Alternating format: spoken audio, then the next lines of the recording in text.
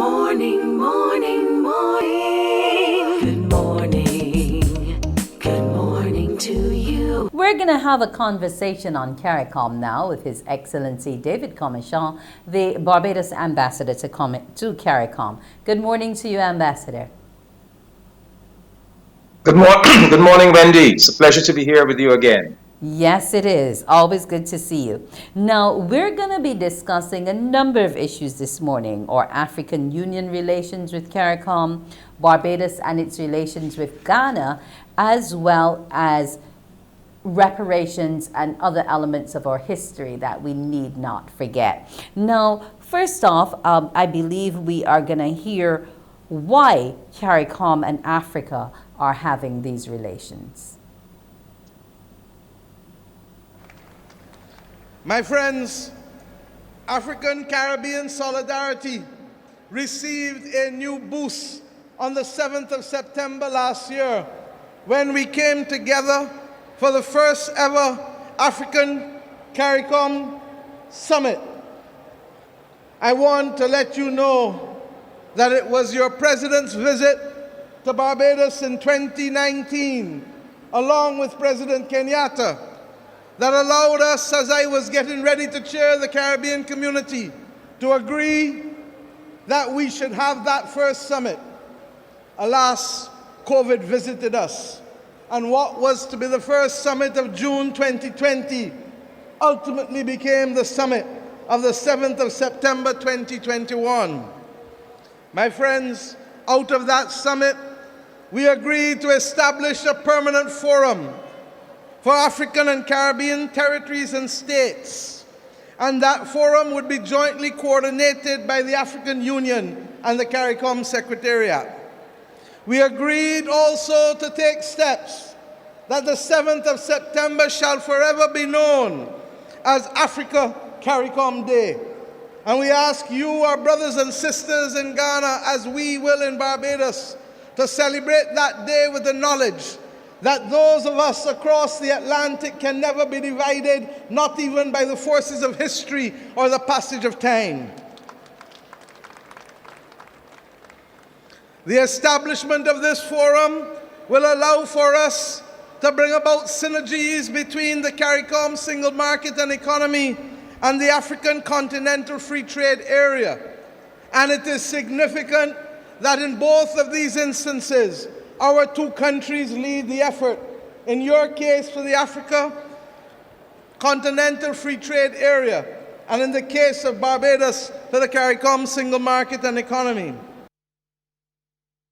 Well, Ambassador, what has happened since Prime Minister Mottley delivered that ceremony on March 6th? What is happening with those relations and that trade? Yes, that was a very historic and important speech by our Prime Minister. She was speaking at the celebration of Ghana's 65th anniversary of independence. She was speaking at the Cape Coast in Ghana. I was there, our Minister of Foreign Affairs, our new Chargé d'Affaires in Ghana, and our commercial attaché. We were all there.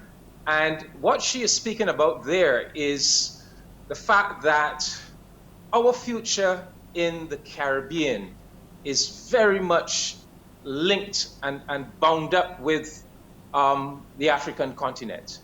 And I am going to predict that the most important relationship for the Caribbean going forward is going to be the relationship with Africa. And so it was so significant that last year the heads of government came together and decided to establish this permanent forum, which will be a permanent institution that brings together the countries of Africa and the Caribbean to pursue a common destiny. So we need to do the work on it because, you know, it's good that heads of government make decisions, but then those decisions have to be implemented. And so the task really resides with the CARICOM Secretariat and the African Union Commission to do the work necessary to make that new institution a reality within the year 2022. So I'm really looking forward to this becoming a reality this year, Wendy. I'm looking forward to the follow-up Africa CARICOM Summit on the 7th of September this year. Okay, now outside of what CARICOM is doing with the African continent, Barbados also has been embarking on some special relationships with Ghana. Tell me some more about them. Yes, well, again, the Prime Minister spoke in some detail about those relationships. Central to those relationships is the fact that Barbados has finally established its first embassy on the continent of Africa. It's a pity it took us so long, but we now have an embassy in Africa. Our chargé d'affaires there is Mrs. Juliet Bab Riley. We also have Mr. Phil Phillips installed there as our commercial and cultural attaché, and he is actively developing projects between Barbados and Ghana. And you know, the collaboration has started. I mean, you know, we have already brought to Barbados 95 Ghanaian nurses to assist us in our healthcare system here, and that's just the beginning, Wendy. It is going to grow from strength to strength. As the Prime Minister is about to tell us, there's a lot more to come. My friends, I ask us also to recognize that in today's world, technology makes geography and size almost irrelevant. And therefore, it gives us that unique opportunity, and certainly as we have done in the Caribbean and in my own country, to assert that the time has come to reclaim our Atlantic destiny, that the time has come for strong strategic leadership. And that is why we have come to look to you on so many things for partnership as you have looked with us. I stand here today on your Independence Day to thank the people of Ghana for being able to support us in our need for nurses, with the first 95 nurses having gone to Barbados in July of 2020. We thank you, the government and people of Ghana, for that most generous gesture. And we are heartened that they have made a huge difference to our public health care system. So much so that we have just completed interviews for just under another 200 nurses to come to Barbados in the near future. We thank you equally for allowing us to work together to see how we can bridge the gap of travel between our nations. It cannot be acceptable that we must all go north to come back south when we can easily go east or west. To go 7 hours and 50 minutes to London is much longer than if I would have come direct to Accra. It is within our grasp, Mr. President, to change these simple facts to connect our people. And all the more so because there are too many restrictions being placed on our people, even for the simple access of transit visas, even if we want to visit one another. We are independent, and we must now shape our future truly in the image of where we want our people to go, rather than being victims of the decisions of others over whom we have little control. I am happy that we were able equally to establish in the last year a mission, an embassy in this country to be able to promote trade, culture, and diplomacy. And the Barbados Embassy at Ghana in Accra is one of our first to have been established in the continent of Africa, along with our embassy at Nairobi. That it has taken 55 years for us to have a presence in Africa is a regrettable thing.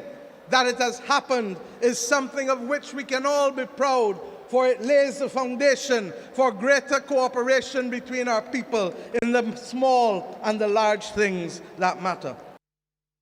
And that's what matters. But what also matters is that we remember our history and carry out the mission which it has bequeathed to us. My friends, I ask us once, please, before we go and I close, to reflect on the fact that it was from this coast, regrettably, that many people left. Yes, never to return at that time, but with a wish always in our bosom that their children and great-grandchildren and great-great-grandchildren would come back to this land. We are conscious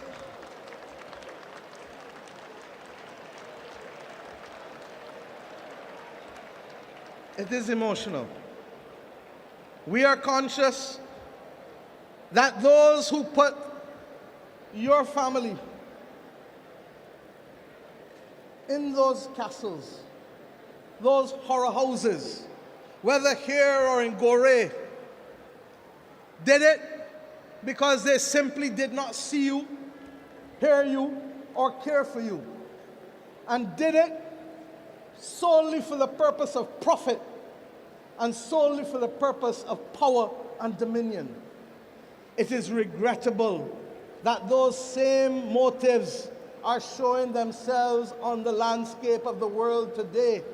And if ever there is a people who can speak out against it with a moral authority, if ever there is the capacity for global moral strategic leadership, Mr. President, it must come from those of us who were affected on both sides of the Atlantic, those of you who lost brothers and sisters, and those of us whose great-grandparents and great-great-grandparents suffered the indignity of being treated less than human. We have come to this point today to say to these young people who sit opposite me that it must never happen again.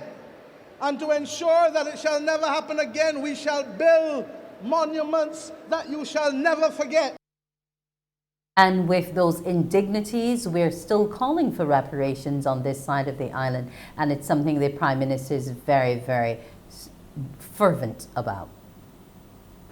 The discussion of reparations can never be an easy discussion. It is complex. It is difficult. The heads of government of the Caribbean community have assigned me the responsibility of writing the heads of government of those European states whose governments were responsible for the extraction of wealth from our countries for centuries, and who extracted wealth, I dare say, from your continent and your countries too. There are those who will say and remind us that the specter of war makes it an inconvenient time to have this conversation.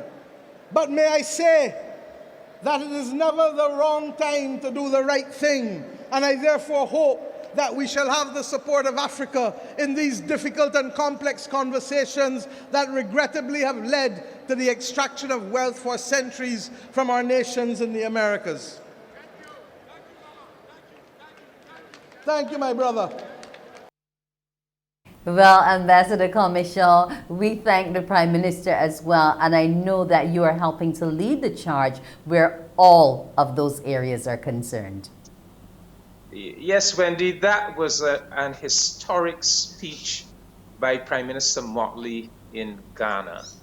And there's so much to unpack there, but essentially what she is saying is that we, the Black and African descended people of this world that were deprived of our human rights, that had to resist and to struggle for human dignity and freedom, that history has given us a certain moral authority.